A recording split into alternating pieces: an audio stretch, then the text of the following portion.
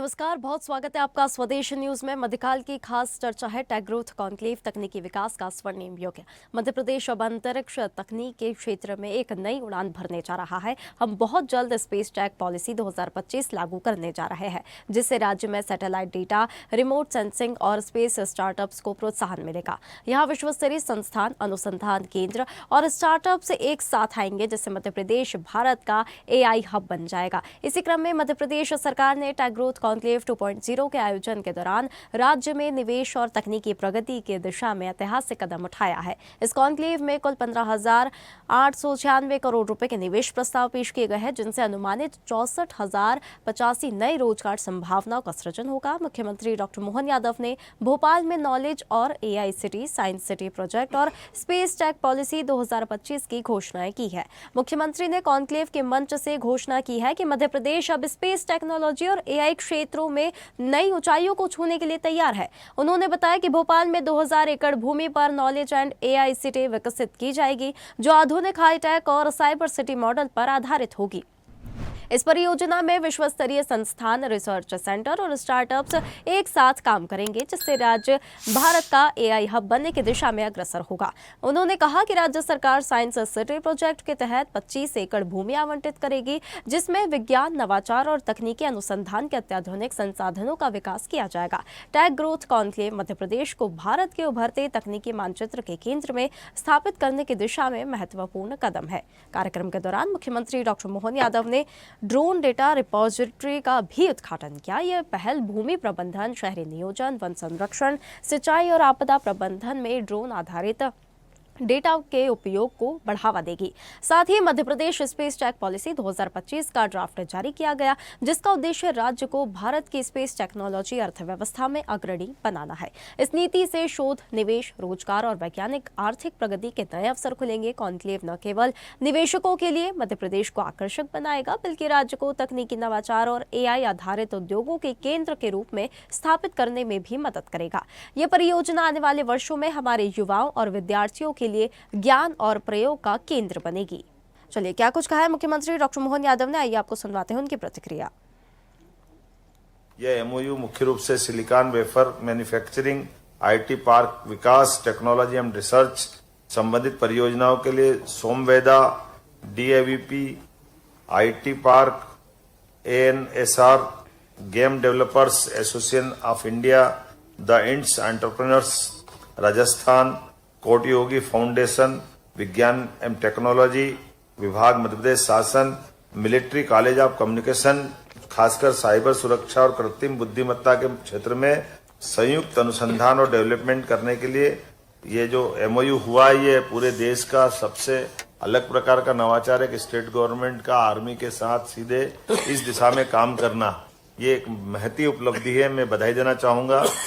85.51 लाख करोड़ के निवेश के एग्रीमेंट हुए, जिसमें आईसर भोपाल के साथ ड्रोन टेक्नोलॉजी के विश्व स्तरीय सेंटर ऑफ एक्सीलेंस की स्थापना होगी। नई नीतियां और digital launch, draft Madhya Pradesh space technology 2025 portal and drone data repository में खास करके जो प्रमुख घोषणा है उस पर भी बात करना चाहूंगा।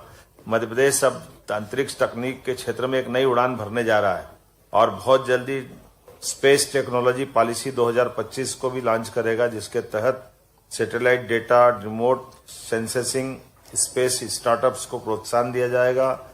भोपाल में हम 2000 एकड़ पर नॉलेज सिटी विकसित करने जा रहा है।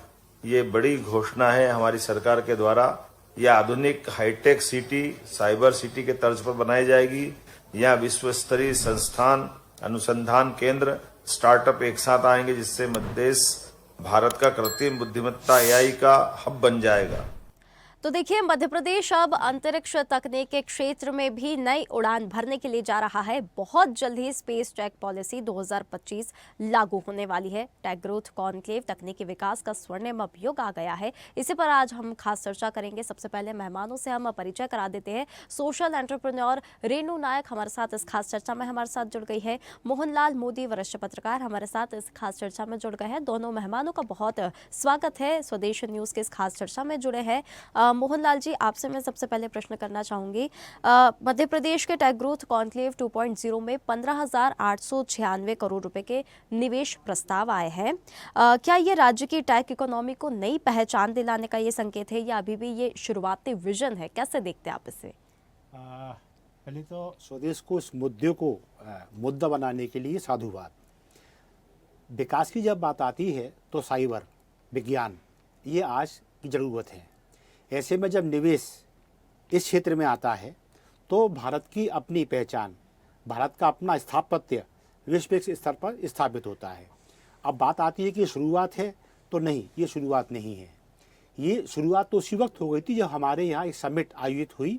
वो वर्ल्ड स्तर की समिट थी, बहुत सारे एमओयू साइन हुए। चिंता इस बात की थी कि ये सिर्फ साइन होकर रह जाएंगे या इनका क्रियान्वयन भी होगा, क्योंकि अभी तक के जो अनुभव सरकारों के रहे हैं, किसी भी दल की हो, एमओयू साइन तो होते हैं, ज़मीन पर आने में समय लगता है और कभी कभी वो हवा में भी रह जाते हैं। तो इस बात के लिए मैं मुख्यमंत्री डॉक्टर मोहन यादव को बधाई दूंगा कि वो लगातार इस समिट के बाद विदेशों के दौरों पर रहे, हमारे देश में विभिन्न राज्यों के दौरों पर गए, उद्योगपतियों से मिले, व्यवसायियों से मिले, और उन्हें याद दिलाते रहे कि हमारा ये कमिटमेंट है, कोई कमियां हो तो हमें बताई जाएं। हम चाहते हैं समय पर क्रियान्वयन हो, जो कमिटमेंट है वो ज़मीन पर आए। तो उसके परिणाम अब सामने आ रहे हैं। ये बहुत संतोष का विषय है कि अब वो 2.0 में प्रवेश कर गए हैं। तो अब शिलान्यास, भूमि पूजन, ये सब जब होंगे तो निश्चित है अब हमें ये देखने को मिलेगा, रोजगार के अवसर पैदा होंगे, इंडस्ट्री ज़मीन पर आएंगी, शासकीय जो सहयोग की अपेक्षाएं थी, उद्योगपति उससे संतुष्ट हैं। तो हम साइबर विज्ञान, उद्योग, रोजगार के क्षेत्र में आगे जा रहे हैं। बिल्कुल। रेणु नायक जी, क्या आपको मेरी आवाज़ आ रही है? जी जी जी, रेणु जी, बहुत स्वागत है। देखिए, मध्य प्रदेश में 15,896 करोड़ के प्रस्ताव आए हैं और इससे ये दावा किया जा रहा है कि 64,000 से ज़्यादा यहाँ पर रोजगार जो है सृजित होंगे। आपको क्या लगता है कि ये जो आंकड़े हैं, ये ज़मीनी स्तर पर युवाओं के लिए गेम चेंजर साबित होंगे? ये जी जरूर। एक बार पहले सबको नमस्कार और मुझे इस चर्चा में शामिल करने के लिए बहुत बहुत धन्यवाद स्वदेश न्यूज का। मैं कहना चाहूंगी आपसे कि ये सिर्फ एक शुरुआत है। जो 1500 करोड़ की बात है, ये सिर्फ एक शुरुआत है। हमारा प्रदेश जिस तरीके से और जिस तेजी से आगे जा रहा है, हमारे सीएम साहब के दिशा निर्देशों के चलते पिछले 2 सालों में हमारे यहाँ न केवल नई औद्योगिक इकाइयों का उद्घाटन और उनके लिए लैंड प्रोविजन और ईज ऑफ डूइंग बिजनेस की पॉलिसी को इम्प्लीमेंट किया जा रहा है, उसके साथ साथ ही बिजली का इंफ्रास्ट्रक्चर हो, सोलर एनर्जी का इंफ्रास्ट्रक्चर हो, रोड का इंफ्रास्ट्रक्चर हो, लॉजिस्टिक्स का इंफ्रास्ट्रक्चर हो, ये सारा इंफ्रास्ट्रक्चर जो है ये हमारे प्रदेश को उद्यमिता के क्षेत्र में बहुत आगे ले जाएगा और स्वाभाविक है उसी प्रोपोर्शन में रोजगार भी बढ़ेगा। तो मैं तो हमेशा से इस चीज में का स्वागत करती हूँ कि किसी भी क्षेत्र में है। और अब एक बहुत बड़ी चीज हो जाएगी आज कि मध्य प्रदेश अब स्पेस एजेंसी में भी घुस जा रहा है। बिल्कुल। बिल्कुल रेणु जी, टेक ग्रोथ कॉन्क्लेव 2.0 के जरिए जो है सरकार ने खुद को स्पेस टेक, एआई और इनोवेशन हब के रूप में यहाँ पर पेश किया है। ये सिर्फ विजन है या वास्तविकता में ग्राउंड रियलिटी कुछ और है, या बदलने की क्षमता क्या ये विजन रखता है? बिल्कुल।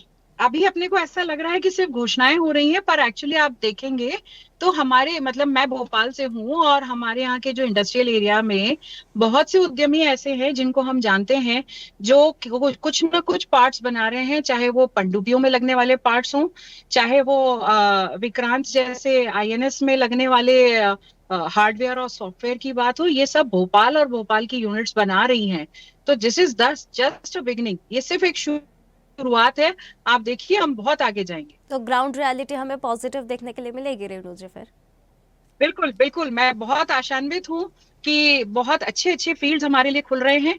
और जो हमारे यहाँ का पढ़ा लिखा ग्रेजुएट बेरोजगार था, जो माइग्रेट हो जाता था मध्य प्रदेश के बाहर, वो बैंगलोर, पूना, हैदराबाद जैसे शहरों में चले जाते थे या इवन देश के बाहर चले जाते थे, वो माइग्रेशन भी रुकेगा।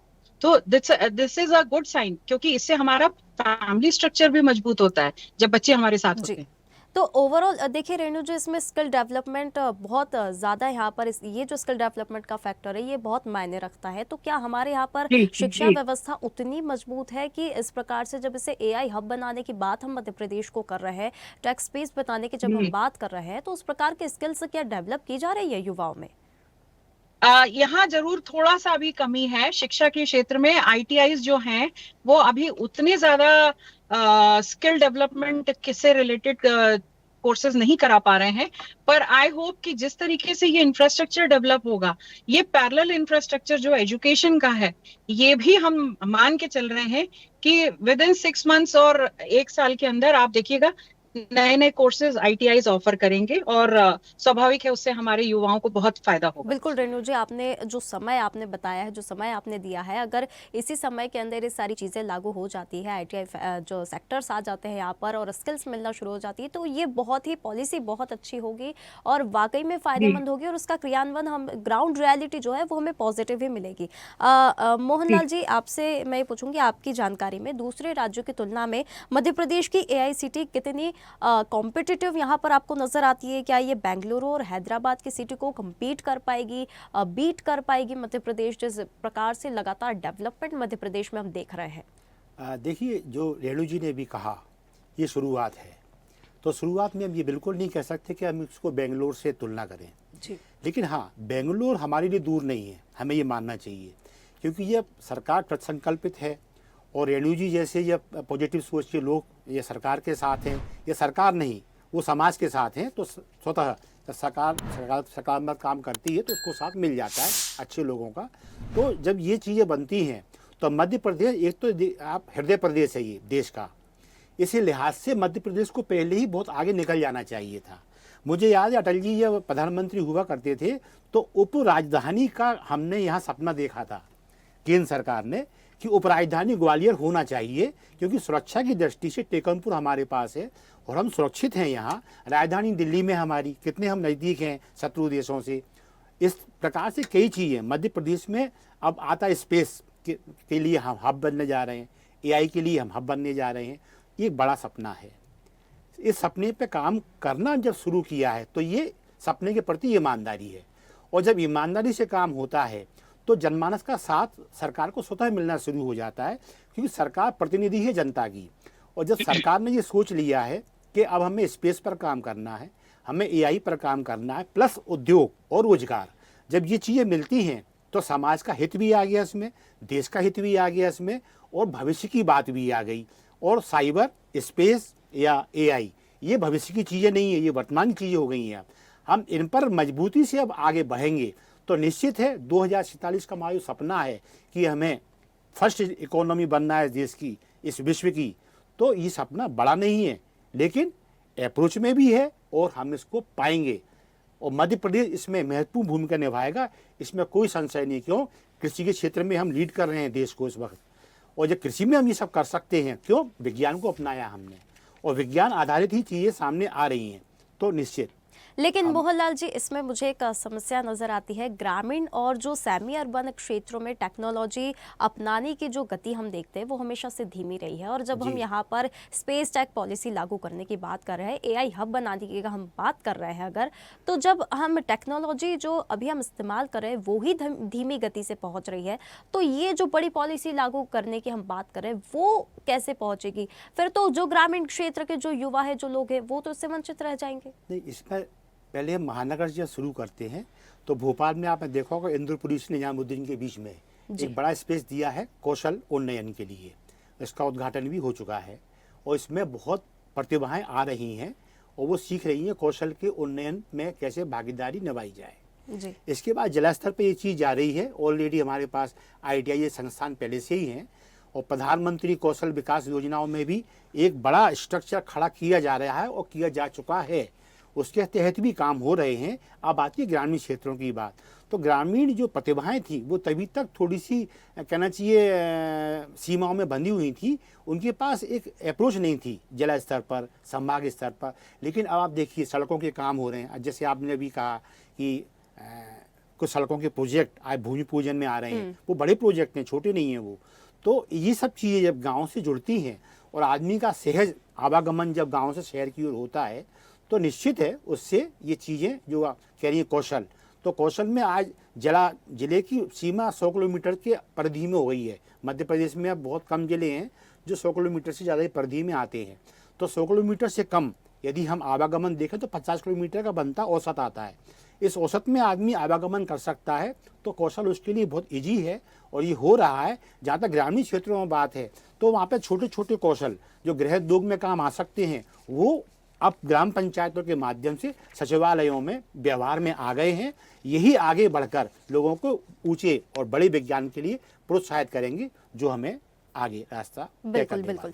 वाले हैं। रेणु जी, युवाओं को एआई और ड्रोन ये सारी जो तकनीक है, स्पेस टेक जैसी जो तकनीक है, उसकी स्किल्स देने के लिए सरकार को और जो प्राइवेट सेक्टर से उनको ऐसे कौन से 3 महत्वपूर्ण कदम तुरंत ही उठाने चाहिए कि सबसे पहले उन्हें ये स्किल्स देने के लिए ये 3 कदम उठाना बहुत जरूरी है तुरंत ही?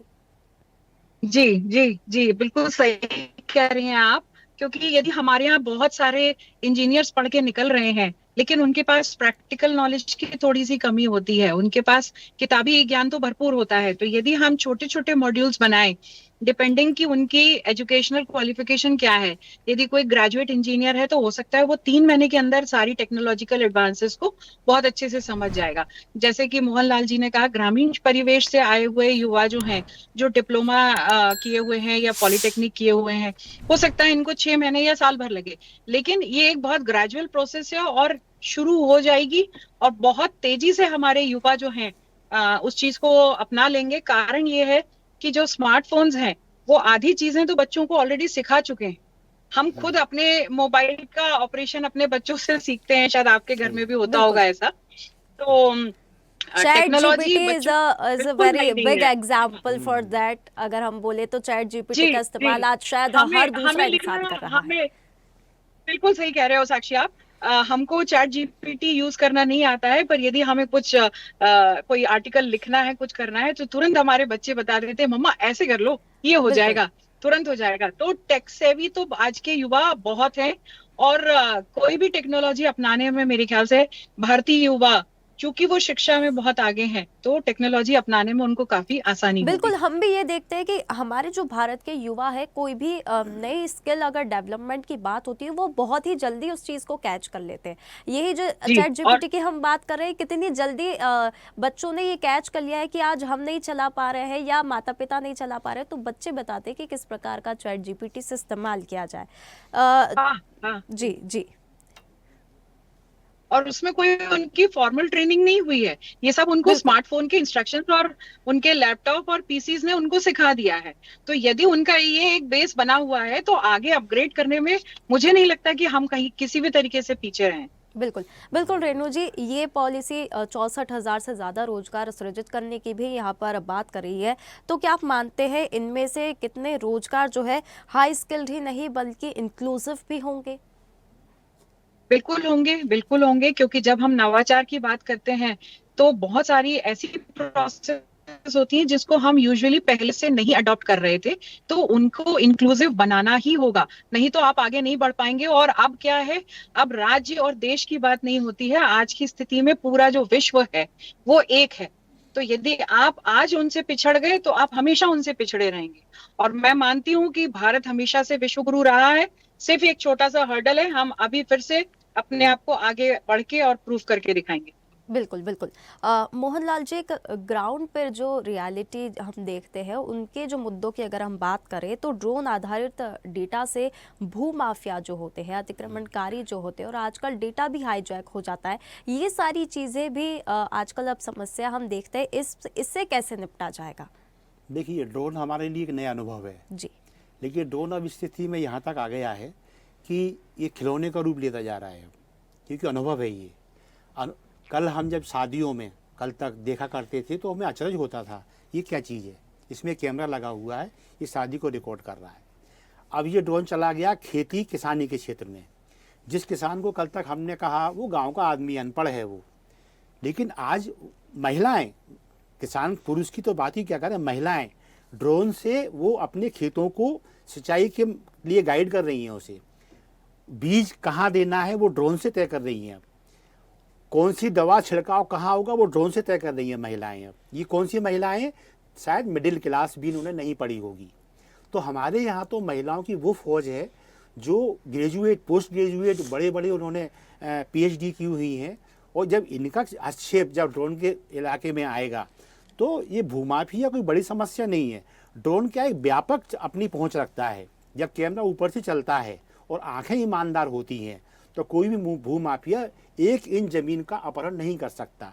जी दरअसल जो बेईमानी है वो हमारे आपके मन के भीतर है, ड्रोन में ये बेईमानी नहीं है।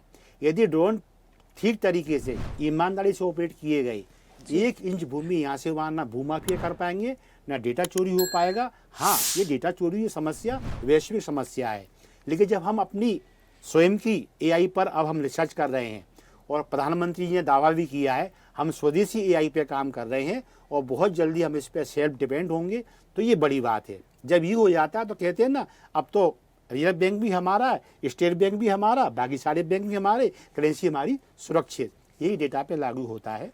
हम एआई के क्षेत्र में जब आगे जा रहे हैं, इस पर हमारा आधिपत्य जब स्थापित होगा तो डेटा भी सुरक्षित रहेगा और आंखें ईमानदार हैं तो कोई ज़मीन, कोई डेटा, कोई भूमाफिया ये हमें अस्तित्व में दिखाई नहीं देगा। हमें आश्वस्त रहना चाहिए। बिल्कुल मोहनलाल जी, अब देखिए सरकार की योजना है, सरकार की कोई योजना लागू होने जा रही हो और विपक्ष हमलावर ना हो, ऐसा तो हो नहीं सकता। विपक्ष लगातार हमेशा से ये कहता है कि ऐसे बड़े आयोजन सिर्फ इमेज बिल्डिंग के लिए होते, तो ये जो योजना हो रही है आप कैसे देखते हैं? इमेज बिल्डिंग है या फिर इंफ्रास्ट्रक्चर बिल्डिंग? पहली बात, यदि हम कुछ अच्छा करते हैं तो अच्छा दिखना भी चाहिए, ये समय की मांग है। कहते हैं ना जो दिखता है वो बिकता है। एक राजनेता होने के नाते कौन मुख्यमंत्री नहीं चाहेगा कि मैं दोबारा आऊँ, कौन सी पार्टी नहीं चाहेगी कि मैं दोबारा आऊँ। तो इसके लिए आवश्यकता है ब्रांडिंग करना, तो ब्रांडिंग करते हैं वो, इसमें बुराई नहीं है। लेकिन ब्रांडिंग कब होगी? जब आप कुछ करेंगे। हम कुछ ना करें और हम वाद विवादों में उलझे रहें, ये ठीक नहीं है। तो संतुष्टि इस बात की है कि ब्रांडिंग उस चीज़ की हो रही है ज़मीन पर आ रही है। जैसे आज सड़कों का भूमि पूजन है, सोलर प्लांट का भूमि पूजन है, और भी बहुत सारी, शायद मेरे ख्याल 4,500 या 5,000 लोगों की रोजगार का आधारशिला आज रखी हो रही है। तो इसकी यदि कोई शासन, कोई सरकार ब्रांडिंग करती है, इसमें कोई बुराई नहीं है। हम अच्छा करते हैं। हाँ, विपक्ष की यहाँ तक बात है तो विपक्ष का काम है शासन के कार्यों पर सवालिया निशान लगाना, लेकिन अच्छा हो, ये सकारात्मक हो, सुझावात्मक हो। आलोचना मात्र हल नहीं होता। विपक्ष को कमियां निकाल कर ये भी बताना चाहिए कि आप काश ऐसा कर लेते तो और बेहतर हो जाता। तो इससे विपक्ष और सत्ता पक्ष के बीच में जो कलुषितता आ रही है, जो शत्रुता का भाव आ रहा है, वो नहीं आएगा। शासन को विपक्ष की ओर से जब सुझावात्मक चीजें आती हैं तो जनता के अंदर जो विपक्ष के प्रति अविश्वास लगातार बढ़ रहा है, ये कम होता है। तो मैं विपक्ष को ये सलाह दूंगा, आलोचना करो लेकिन सुझाव भी दो कि आपको ऐसा करना चाहिए, तो जनता के बीच आपका विजन जाएगा। और एक मजबूत विपक्ष जब इस देश को मिलेगा तो हर क्षेत्र में लोकतंत्र बिल्कुल, विपक्ष का होना, मजबूत होना भी बहुत महत्वपूर्ण होता है। विपक्ष का जो काम है अगर वो बखूबी वो भी निभाए तो बिल्कुल जनता को लाभ मिलेगा ही। रेणु जी, एक आखिरी सवाल आप इससे चाहूंगी, अगर रोड मैप के अनुसार सारी चीजें अगर होती है तो आपकी नजर में 2030 तक मध्य प्रदेश का टेक इंडेक्स और समाज का ह्यूमन डेवलपमेंट इंडेक्स जो है वो किस तरह से होगा? एक बहुत सिंपल सी बात बोलूंगी साक्षी, हमारा प्रदेश हमेशा से एक राष्ट्रीय राजमार्ग में पासवे की तरह यूज होता था। लोग उत्तर प्रदेश और नॉर्थ इंडिया से आके साउथ इंडिया में जाते थे। अब समय और परिवेश दोनों बदल रहा है। अब यहाँ से रास्ते शुरू होंगे और पूरे देश में जाएंगे। बिल्कुल। मोहनलाल जी, आपकी तरफ से एक और आखिरी प्रतिक्रिया मैं चाहूँगी। युवाओं की बात हो रही है, नई टेक्नोलॉजी की बात हो रही है, युवाओं को आपकी तरफ से क्या कुछ आप एक सलाह देना चाहेंगे? देखिए, विज्ञान का युग है, हम विज्ञान के साथ कदम ताल करें, संस्कृति संस्कारों को ना छोड़ें। क्योंकि जब कभी भी किसी देश पर हमें आक्रमण करना हो, उससे गुलाम बनाना हो, तो अब हमें आयुधों का इस्तेमाल नहीं करना है। अब हमें संस्कृति पे प्रहार करना होता है और शत्रु देश हमारा गुलाम हो जाता है। इसके अनुभव भारत से ज़्यादा किसके पास हैं? तो बस ये है, संस्कृति से जुड़े रहें, विज्ञान के साथ कदम ताल करें और भारत के साथ विकास का पथ तय करते हुए हम विश्व की प्रथम अर्थव्यवस्था बने। शुभकामनाएं। बिल्कुल बिल्कुल, विश्व की प्रथम अर्थव्यवस्था तो हम बनेंगे। बहुत धन्यवाद आप दोनों मेहमानों का हमारे साथ जुड़ने के लिए। देखिए बहुत मध्य बहुत प्रदेश अब अंतरिक्ष तकनीक के क्षेत्र में नई उड़ान भरने जा रहा है। बहुत ही जल्द स्पेस टेक पॉलिसी 2025 लागू हम करने जा रहे हैं, जिससे राज्य में satellite data, remote sensing, space startups को प्रोत्साहन मिलेगा। युवाओं को रोजगार देने के लिए बहुत अच्छा अनुभव है। स्किल डेवलपमेंट के लिए बहुत अच्छा एक यहाँ पर जो योजना है सरकार लेकर आ रही है। तो ये पूरा अगर हम देखा जाए तो फोकस कहीं ना कहीं युवाओं पर ही है। युवाओं में स्किल डेवलपमेंट करने के लिए ही फोकस्ड है। तो जितनी भी चुनौतियां हैं, चुनौतियों से तो देखिए लड़ना ही होगा, लेकिन अगर हमारे साथ युवा हमारे साथ होंगे, हमारी जो ताकत है, जो नींव है, वो हमारी साथ रहेगी, तो बेहतर ही हमें प्रदर्शन मिलेगा और बेहतर उसके रिजल्ट्स हमें देखने के लिए मिलेंगे। फिलहाल मध्यकाल की इस खास चर्चा में इतना ही। अब बन रही है स्वदेश न्यूज के साथ, सबसे पहले देश। ताज़ा खबरों के लिए लाइक, फॉलो और यूट्यूब पर सब्सक्राइब कर बेल आइकन दबाएं। साथ ही हर अपडेट के लिए विजिट करें swedeshlive.com।